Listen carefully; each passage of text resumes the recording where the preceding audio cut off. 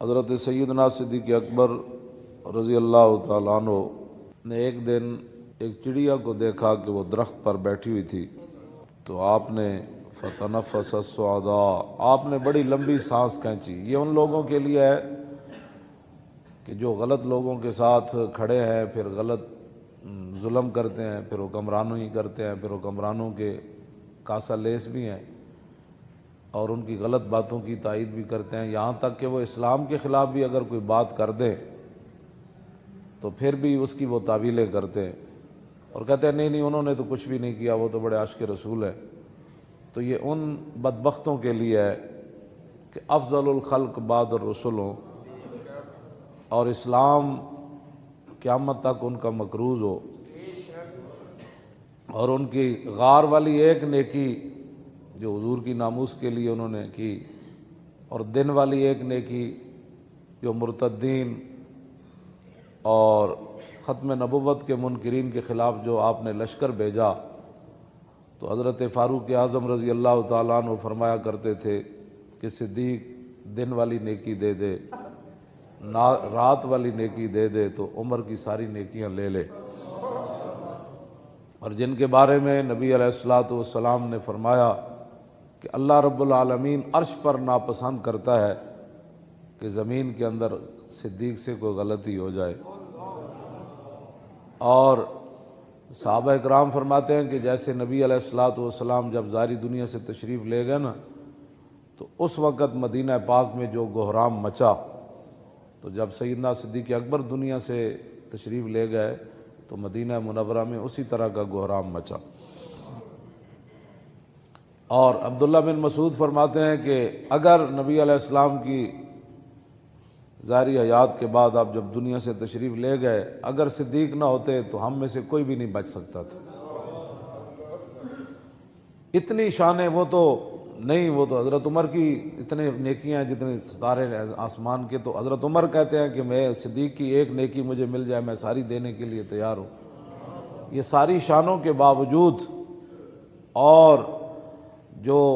آپ نے تنخواہ لی 2.25 سال 2 سال 2 مہینے کچھ دن جو آپ نے تنخواہ لی، وہ تنخواہ بھی واپس کر دی آپ نے، یعنی سرکاری مال بھی نہیں لیا۔ اور جب وہ سارا مال واپس، وہ اونٹنی بھی چلی گئی۔ اب اتنے بڑے آدمی ہوں، اتنی بڑی شانوں کے مالک ہوں، اور ان کے جو ہے وہ یہ بھی میرے سامنے پڑا ہے، امام عبدالرؤف مناوی نے لکھا کہ آپ کا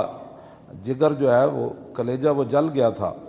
مشویتن وہ بھونا ہوا بو آتی تھی آپ کے منہ سے، اور اتنا آپ کو خوف خدا بھی تھا اور حضور کی امت کا بوجھ بھی تھا، اور پھر حضور کی تشریف آوری کے بعد امت کو بالکل سر منہ ادھر ہونے سے سیدھا رکھ کے آگے حضرت عمر کے حوالے کرنا تھا، تو آپ کو اتنا خوف خدا تھا اور حضور کی امت کا اتنا درد تھا، اور دین کا اور حضور کی ختم نبوت کا، ناموس رسالت کا۔ جو رات آپ سوتے تھے تو صحابہ کہتے ہیں جب آپ کا وصال ہو گیا تو پھر جب ہم نے وہ جگہ دیکھی جس چارپائی پر وہ سوتے تھے تو اوپر والی چھت بھی سیاہ ہو چکی تھی۔ اتنے آپ درد سے سانس لیتے تھے رات کے وقت کہ میں نے حضور کی امت کو کس راستے پر جو ہے وہ کیسے چلا کر حق پر پھو توڑ لے جانا ہے، اور منکرین ختم نبوت کا کیسے کلا کما کرنا ہے، اور مرتدین کو کیسے راہ راست پر لانا ہے، مانعین زکوٰۃ کو کیسے سیدھا کرنا ہے۔ اور صحابہ کی جو حالت سرمے جیسی ہو گئی، اور صحابہ گلیوں میں پھرتے تھے کہ آپ نے یہاں رسول اللہ تو نہیں دیکھے،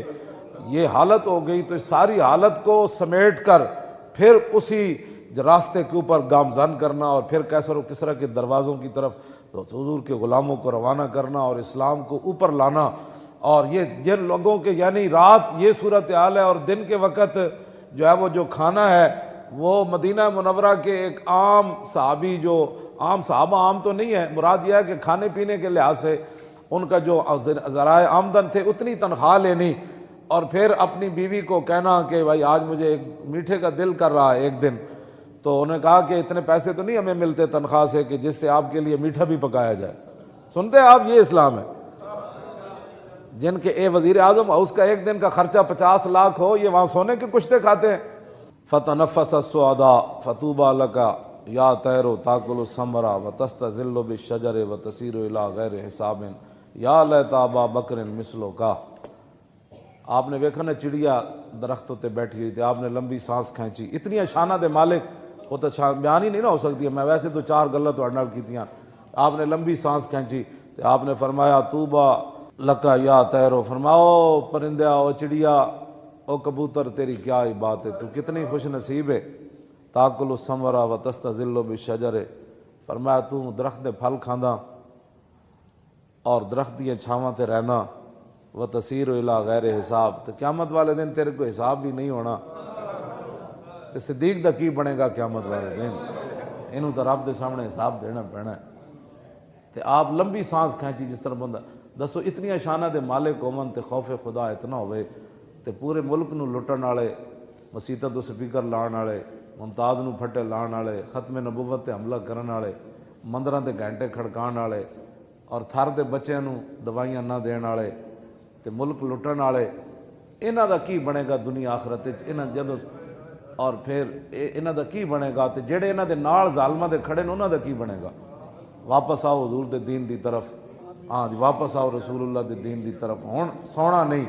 ہن جاگ کے رہنا ہے۔ نگھی چادر تان کے سو گئے، ہن تسی تے نہیں نہ سونا، ہاں نگھی چادر تان کے سو گئے، مالک چور پچھان کے سو گئے۔ لٹن والیاں رج کے لٹیا، جاگن والے جان کے سو گئے۔ ہن نہیں سونا، حضور دا دین لیاؤ۔ کیوں جی؟ ہاں توجہ جی، او توجہ بھائی، انشاءاللہ جدو تسی حضور دے دین دی طرف چل پاؤ گے نا، ایک قرآن دا وعدہ ہے، نص ہے قرآن دی، والذین جاہدوا فینا لنہدینہم سبلنا وان اللہ لمع المحسنین۔ فرمایا جو لوگ ہمارے راستے میں چلنا چاہتے ہیں، محنت کرتے ہیں ہمارے، والذین جاہدوا فینا، ہمارے لیے محنتیں کرتے ہیں، لنہدینہم سبلنا، تو میرے حبیب انہوں نے دس دے وہ میں اتنا کریم ہاں کہ انہاں واسطے کئی راستے کھول دیاں گا، کئی راستے انہاں واسطے میں ہموار کر دیاں گا۔ چلن صرف اے، ہاں جاہدو دا مطلب ہے محنت، صرف اے پہلے محنت اے کرن، ستیا نہیں آندا، ہاں